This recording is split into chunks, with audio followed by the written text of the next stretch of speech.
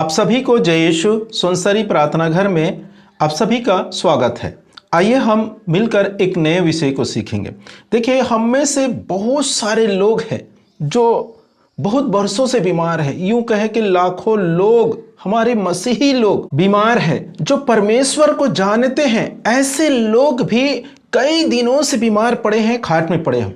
और दूसरी बात है कि उनके पास चर्च नहीं है। वो लोग विश्वास तो कर लिए हैं, प्रभु को तो जानते हैं, लेकिन उन्हें प्रार्थना जाने के लिए उनके पास नजदीक में चर्च नहीं है और बहुत दूर है चर्च, इसलिए भी नहीं जा पाते। कोई लोग उनके पास आकर प्रार्थना करने वाले नहीं है, उन्हें समझाने और बताने वाले भी नहीं है, इसलिए भी बहुत दिनों से वो लोग बीमार पड़े हुए हैं।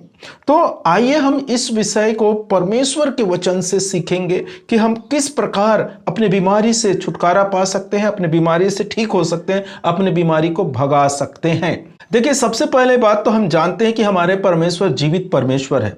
हमारा परमेश्वर हम सबसे प्यार करने वाले परमेश्वर है और वो हम सबों के लिए अपने एक लौते पुत्र को अर्पित कर दिए, जिससे जो कोई उस पर विश्वास करे उसका सर्वनाश ना हो बल्कि अनंत जीवन प्राप्त करे। ये हम देखते हैं संत योहन के सुसमाचार में अध्याय 3 पद संख्या 16 में लिखा हुआ। यहाँ पर लिखा है कि ईश्वर ने संसार को इतना प्यार किया कि उसने उसके लिए अपने इकलौते पुत्र को अर्पित कर दिया, जिससे जो कोई उस पर विश्वास करे उसका सर्वनाश ना हो बल्कि अनंत जीवन प्राप्त करे।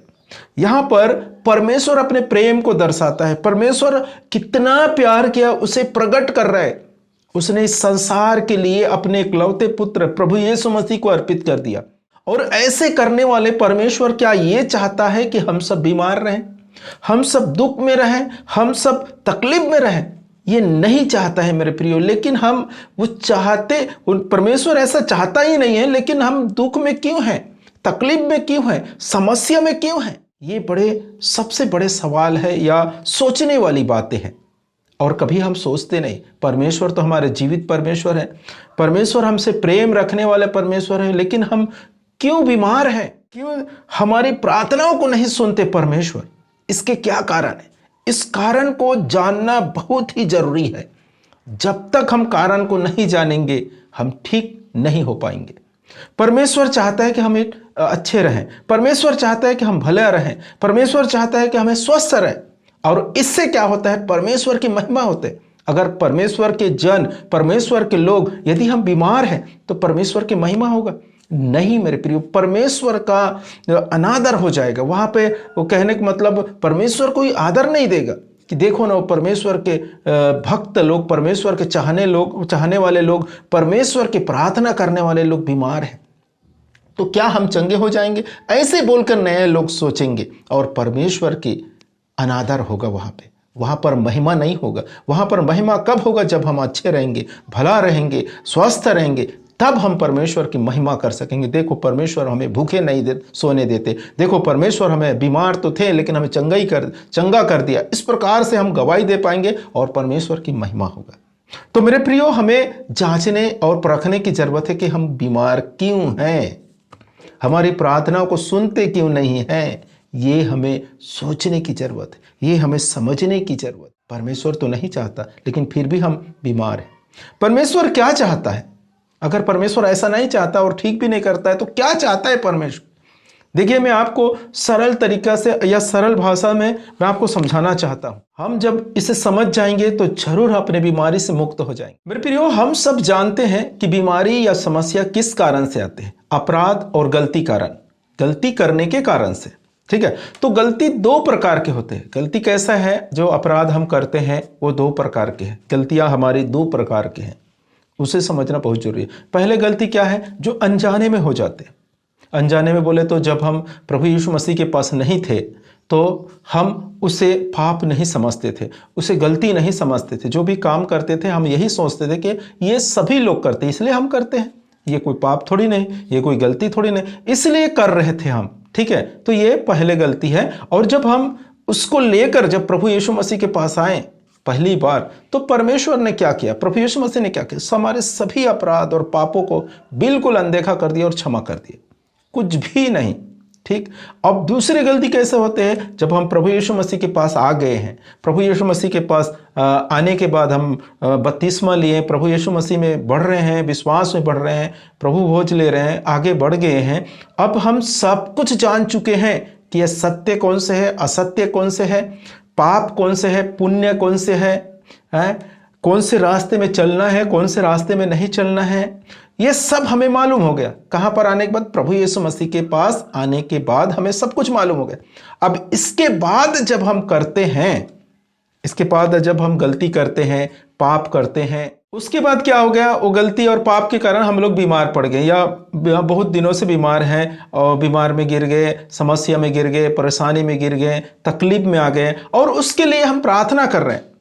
तो जैसे हम पहली गलती किए थे अनजाने में, उसके लिए तो प्रभु यीशु मसीह क्षमा कर दिया। अब हम जानबूझ के गलती कर रहे हैं और हम दुख और तकलीफ समस्या में आने के बाद फिर ईश्वर को पुकारते हैं, तो परमेश्वर हमें ठीक नहीं करते। क्यों नहीं करते? क्योंकि पहली बार की गलती जो थे अनजाने में थे, अब क्या है, हम जानबूझकर गलती कर रहे हैं।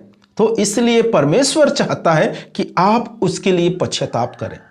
आप निश्चय करें कि फिर मैं पश्चाताप करने के बाद ये गलती दोबारा नहीं करूंगा। परमेश्वर के पास ऐसे वाचा बांधिए और दिल से, हृदय से आप पश्चाताप कीजिए। क्योंकि देखिए, जब नए लोगों के लिए क्या है, विश्वास काम करते, विश्वास के साथ प्रभु के यीशु मसीह के पास आने से ठीक हो जाते हैं। लेकिन जैसे ही हम पुराना हो जाते हैं, सब कुछ जान जाते हैं, उसके बाद गलती करते हैं और गलती के कारण, अपराध के कारण हमारे अंदर समस्या और दुख आते हैं। उसको सिर्फ विश्वास से ठीक नहीं कर सकते हम, हमें विश्वास के साथ साथ क्या है, पश्चाताप करना है। और जब तक हम पश्चाताप नहीं करेंगे, हमारे अपराधों और पापों के लिए हम पश्चाताप नहीं करेंगे दिल से कि परमेश्वर पिता, मैंने आपके विरोध पाप किया, आपके कलीसिया के विरोध पाप किए, आपके नबियों के विरोध पाप किए, आपके लोगों के विरोध पाप कर बैठे।